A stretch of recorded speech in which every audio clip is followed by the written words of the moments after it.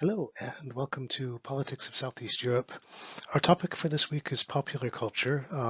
We'll talk about this more broadly as culture in general, and we have some videos aside from the lecture that I have put up on the page for the course if you want to look at them for this week to get an idea of some manifestations of popular culture in the region. Please feel free to do so.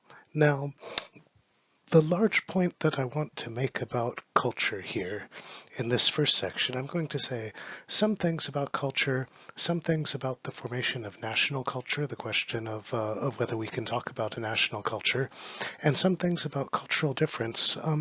Here's, I think, the theme that runs through whenever we're talking about culture in the region, and that is that the social divisions, the political divisions, all of the divisions that we've talked about during our other weeks in this class are expressed and they're played out through cultural division. But let's try to go into some detail about some things that we might mean by that.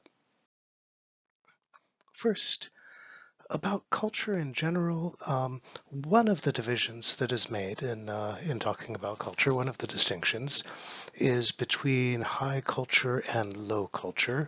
Some people talk about middle culture, and sometimes they use the term, I don't know whether you've heard the term middle brow.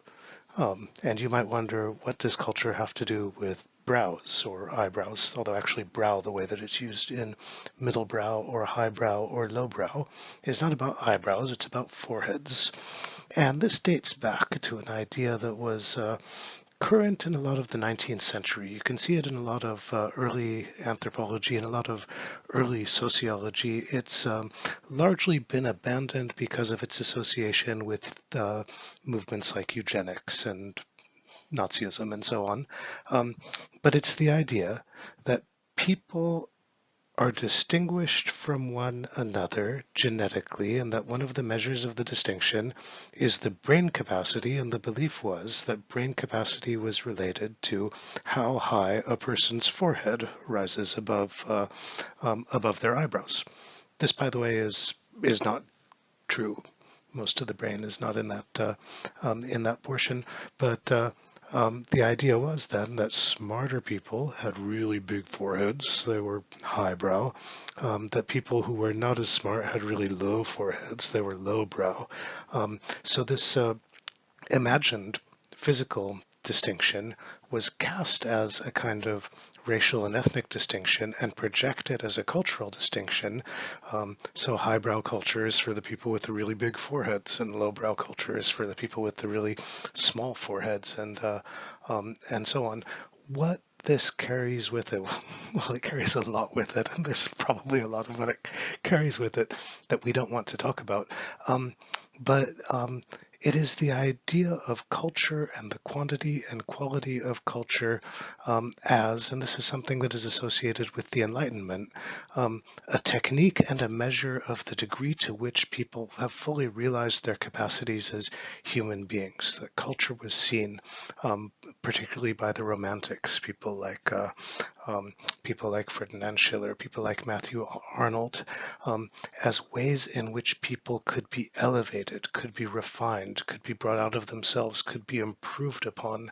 And improving people through culture was seen as a way of improving society. And this is one of the reasons why a lot of popular culture, popular entertainment, culture that was not complex but was widely consumed, was seen as kind of threatening, was viewed through the lens of a kind of panic, as doing the opposite, as brutalizing people, as making them crueler, more violent, more manipulable, and so on. So this idea of high and low culture is connected to an idea of difference that's projected onto class, that's projected onto ethnicity, that's projected onto race, that's projected on a global scale, and it means that some culture is preferred and is valued. Other culture is denigrated and is looked upon as worthless, useless, damaging, or threatening.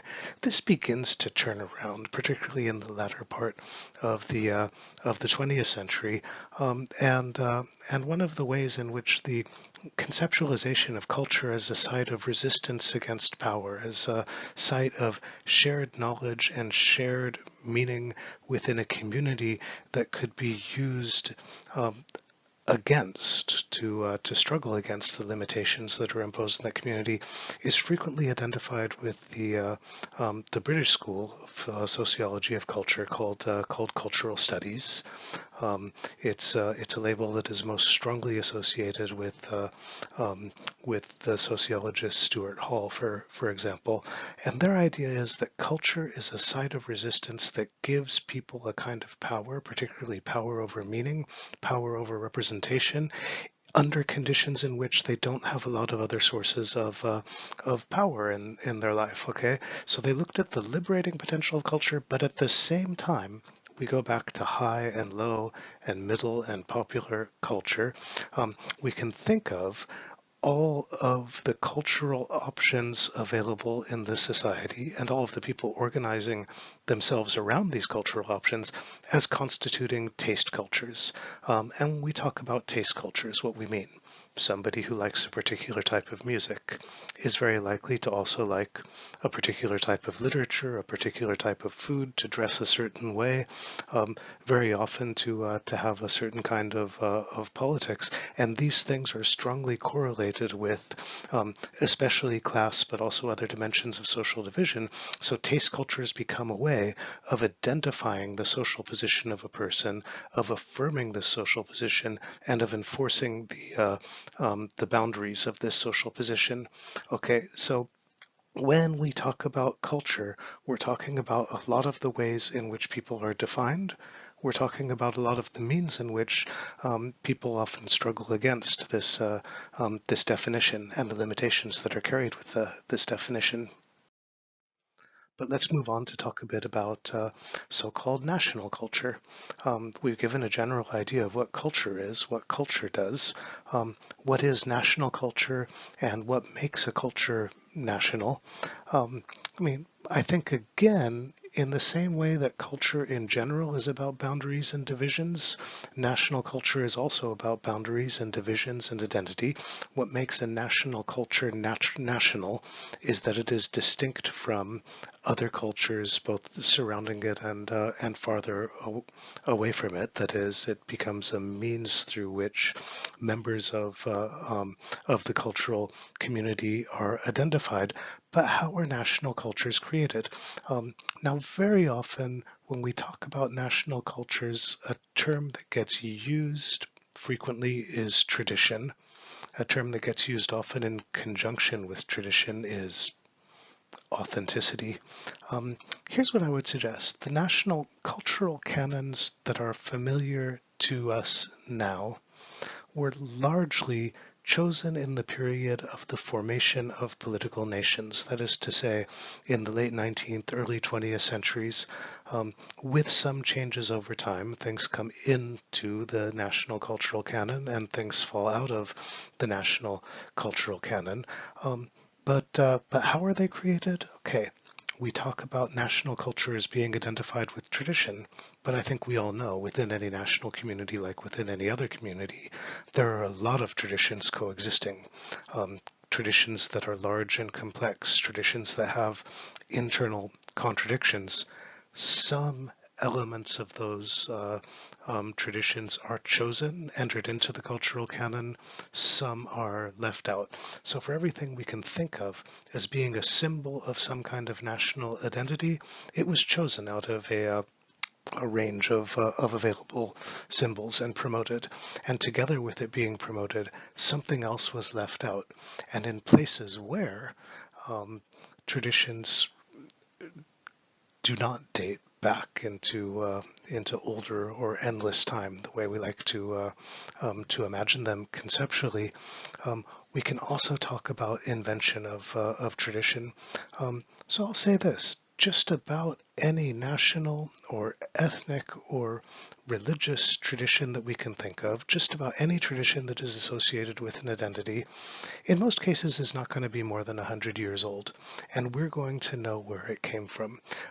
What is tradition in the context of culture and cultural representation? Very often tradition is a term that is used for representations of the technology that was dominant in a previous generation.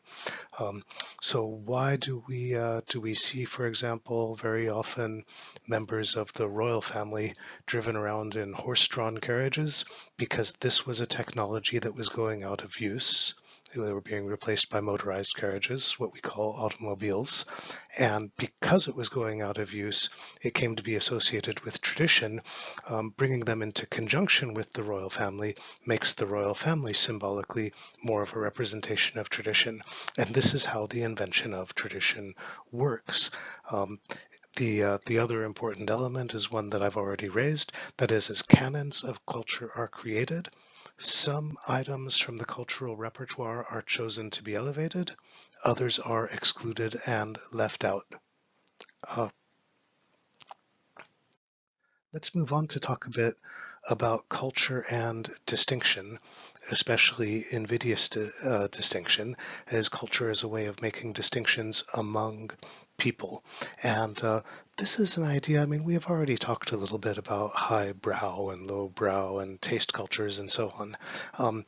But I want to talk about this in terms of capital, the way that the idea is developed by the sociologist Pierre Bourdieu.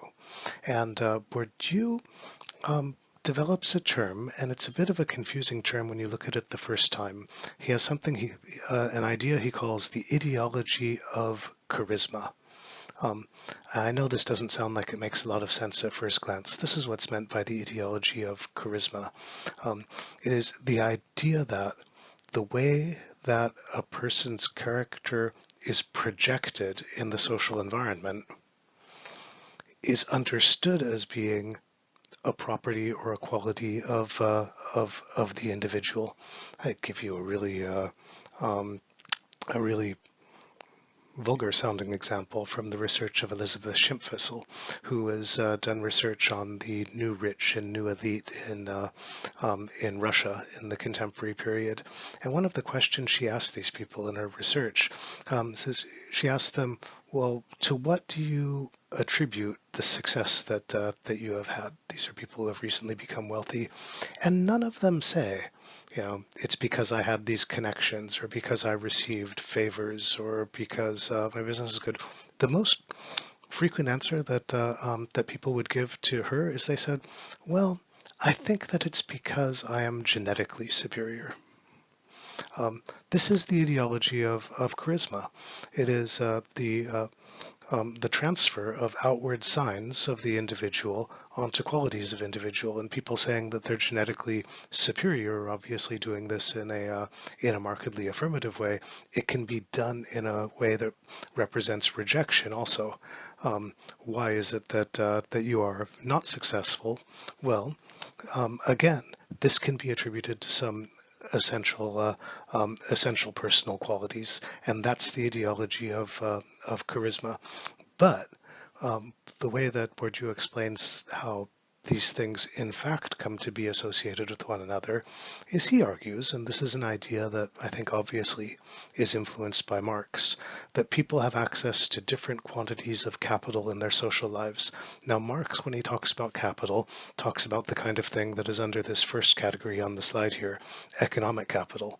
That is the ability to use resources like money and property to exercise power over other people. But Bourdieu says that's not the only kind of capital, and he identifies at least two other kinds that are important, and those two kinds are, first, social capital, so the degree to which a person is integrated in networks in the society and has the ability to call upon members of these networks of acquaintance, of obligation, of mutual relationship, in order to assist them in doing the things that they need to do. So social capital, the degree to which a person is integrated in the society, is also a form of capital.